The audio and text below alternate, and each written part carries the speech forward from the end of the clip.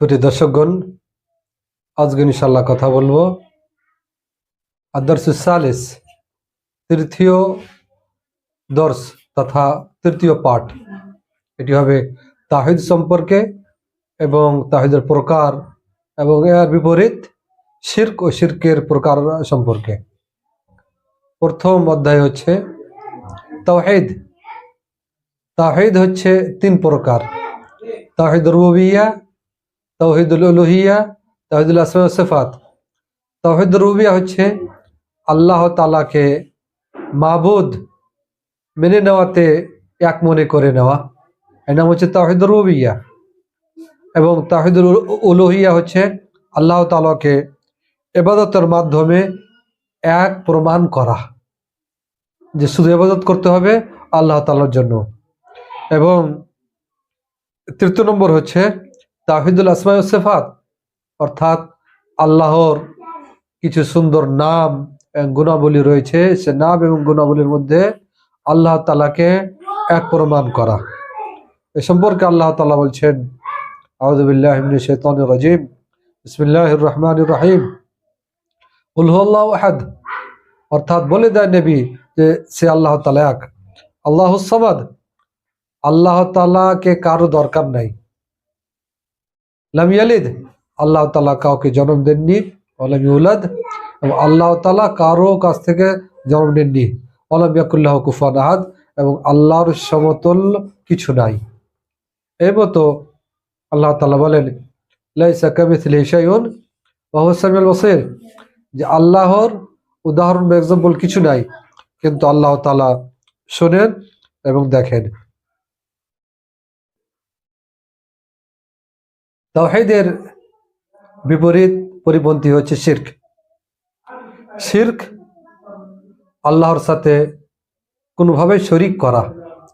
শিরক হচ্ছে তিন প্রকার: একটি হচ্ছে বড় শিরক, দ্বিতীয় নম্বর হচ্ছে ছোট শিরক, এবং তৃতীয় নম্বর হচ্ছে শুকনো ও গুপ্ত শিরক। বড় শিরক হচ্ছে যে কোনো প্রকার ইবাদত আল্লাহর সাথে অন্য কারোর জন্য করা, এটা হচ্ছে বড় শিরক। এবং এই বড় শিরকের গুনাহ আল্লাহ তাআলা কোনো সময় ক্ষমা করবেন না। আল্লাহ তাআলা বলেন, ওয়ালাউ আশরাকু লাহাবিতা আনহুম মা কানু ইয়ামালুন। আল্লাহ তাআলা বলছেন, নবীগণেরা যদি তারা সবাই যদি শিরক করে, আল্লাহ তাআলা তাদের সব গুনাহ খাতা, সব তাদের আল্লাহ তাআলা নেকিগুলো আল্লাহ তাআলা মিটিয়ে দিবেন। এই মতো আল্লাহ তাআলা বলছেন, মা কানা লিল মুশরিকিনা ইয়ামুরু মাসাজিদ আল্লাহি শাহিদিনা আলা আনফুসিহিম বিল কুফর উলাইকা হাবিতাত আমালুহুম ওয়া ফিন নারি হুম খালিদুন। আল্লাহ তাআলা বলছেন, মুশরিকদের জন্য এটি বৈধ হবে না যে তারা মসজিদ তৈরি করবে, নির্মাণ করবে, এবং তারা নিজে আল্লাহ তাআলাকে অস্বীকার করবে। এদের তো আমলগুলো আল্লাহ তাআলা নষ্ট করে দিয়েছেন, এবং ওরা সারা জীবন জাহান্নামে থাকবে। এই মতো আল্লাহ তাআলা বলেন, ইন্নাল্লাহা লা ইয়াগফিরু আন ইউশরাকা বিহি ওয়া ইয়াগফিরু মা দুনা যালিকা লিমান ইয়াশা। অর্থাৎ আল্লাহ তাআলা কোন সময় ক্ষমা করবেন না যে তার সাথে শিরক করা হোক। শিরক ব্যতীত আল্লাহ তাআলা যে কোনো গুনাহ আল্লাহ তাআলা চাইলে ক্ষমা করে দিতে পারবেন।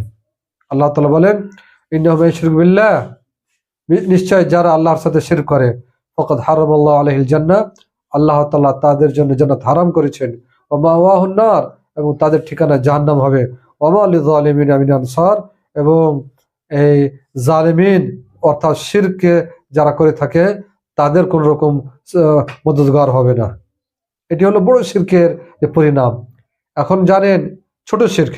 ছোট শিরক বলতে এমন কর্ম বোঝায় যা কোরআন বা হাদিস শরীফে শিরক বলে নামকরণ করা হয়েছে, তবে তা বড় শিরকের আওতায় পড়ে না।